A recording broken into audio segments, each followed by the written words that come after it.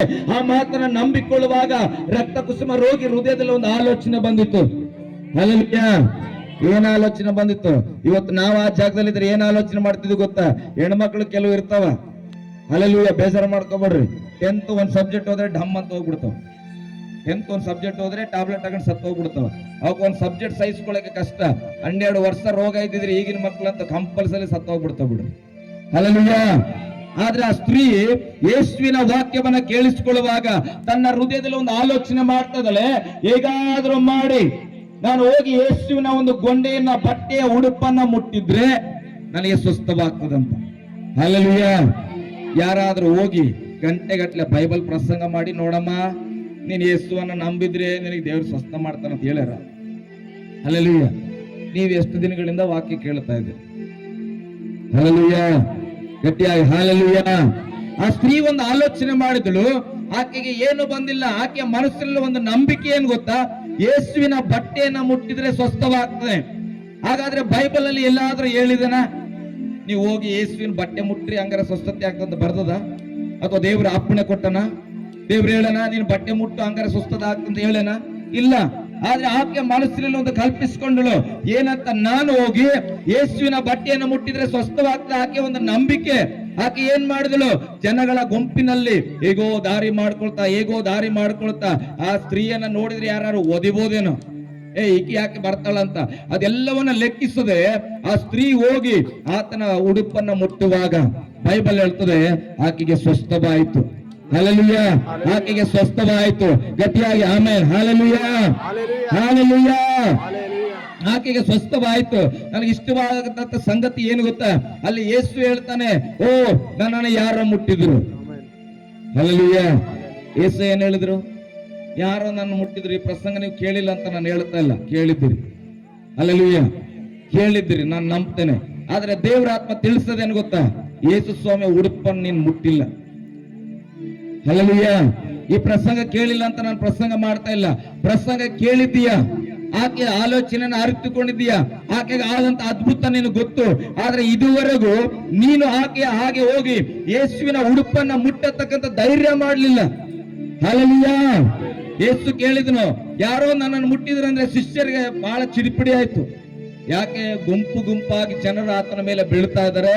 ಬೀಳುವಾಗ Bible ಹೇಳ್ತದೆ ಅವರ ಜನ ಬಹಳ ಗುಂಪಿನಲ್ಲಿದ್ದಾರೆ.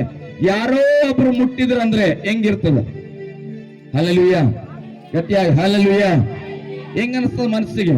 ಉಚ್ಚಾಗನ ನಮ್ಮ ಗುರುಗಳಂತ ಅನ್ಕೊಂಡಿರ್ಬೇಕು. ಹಲ್ಲೆಲೂಯಾ. ಗಟ್ಟಿಯಾಗಿ ಹಲ್ಲೆಲೂಯಾ. ಆವಾಗ ಯೇಸು ಸ್ವಾಮಿ ಹೇಳ್ತಾನೆ, ಯಾರು ನನ್ನನ್ನು ಮುಟ್ಟಿದ್ರು ಅಂತ ಹೇಳುವಾಗ ಆ ಸ್ತ್ರೀ ಅರ್ಥ ಮಾಡ್ಕೊಳ್ಳಲು, ನನ್ನ ಬಗ್ಗೆ ಯೇಸುವಿಗೆ ಗೊತ್ತಾಗಿದೆ. ಹಲ್ಲೆಲೂಯಾ.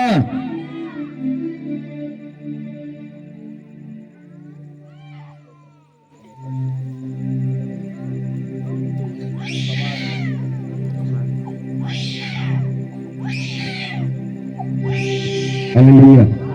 ಗಟ್ಟಿಯಾಗಿ ಹಲ್ಲೆಲೂಯಾ. ಒಂದು ನಿರ್ಧಾರ ಮಾಡ್ರಿ ನನ್ನ ಜೊತೆ, ನಾನ್ ಬದಲಾಗ್ತೇನೆ ಅಂತ ಹೇಳ್ರಿ. ಗಟ್ಟಿಯಾಗಿ ಹೇಳ್ರಪ್ಪ. ಬದಲಾಗಕ್ ಮನ್ಸದ ಇಲ್ಲ, ನಾನ್ ಬದಲಾಗ್ತೇನೆ ಅಂತ ಹೇಳ್ರಿ. ನನಗ್ ಬೇಜಾರು ಮಾಡ್ಕೋಬೇಡ್ರಿ. ವಾಕ್ಯದ ವಿಚಾರದಲ್ಲಿ ಕಾಂಪ್ರಮೈಸ್ ಮಾಡ್ಕೊಳ್ಳಲ್ಲ. ಸೀಳಾಕ್ಬಿಡ್ರಿ, ನಮ್ಮನ್ನ ಚಿಂತೆ ಇಲ್ಲ. ಹಲ್ಲೆಲೂಯಾ. ನಾನು ಬದಲಾಗ್ತೇನೆ ಅಂತ ಹೇಳ್ರಿ. ನಾನ್ ಬದಲಾಗ್ತೇನೆ. ಹಲ್ಲೆಲೂಯಾ.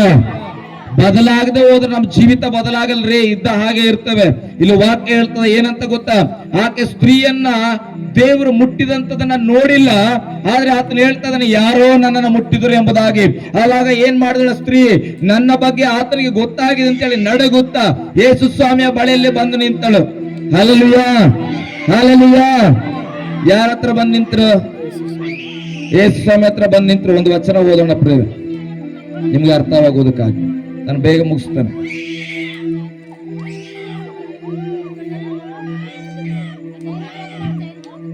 ಇಪ್ಪತ್ತನೇ ವಚನದಿಂದ ಓದ್ಬೇಡಿ. 22 ಬೇಗ ಓದಿ.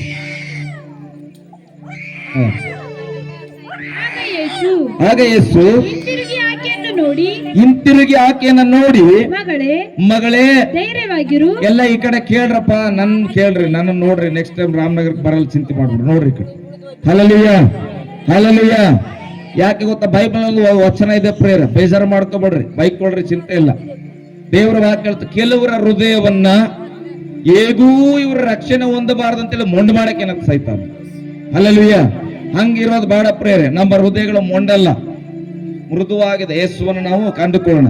ಬೈಬಲ್ ವಚನ ಹೇಳ್ತದೆ, ಆಕೆಯನ್ನ ಯೇಸು ನೋಡಿ, ಹೇಳ್ರಿ ಎಲ್ಲರೂ, ಯೇಸು ಆಕೆಯನ್ನ ನೋಡಿ ಏನ್ ಹೇಳಿದನು? ಮಗಳೇ ಧೈರ್ಯವಾಗಿರು. ಪಾರ್ಶ್ವರೋಗಿ ನೋಡಿ ಏನ್ ಹೇಳಿದನು? ಧೈರ್ಯವಾಗಿರು. ಹಲ್ಲೆಲೂಯಾ. ಧೈರ್ಯವಾಗಿರು. ಪಕ್ಕದಲ್ಲಿ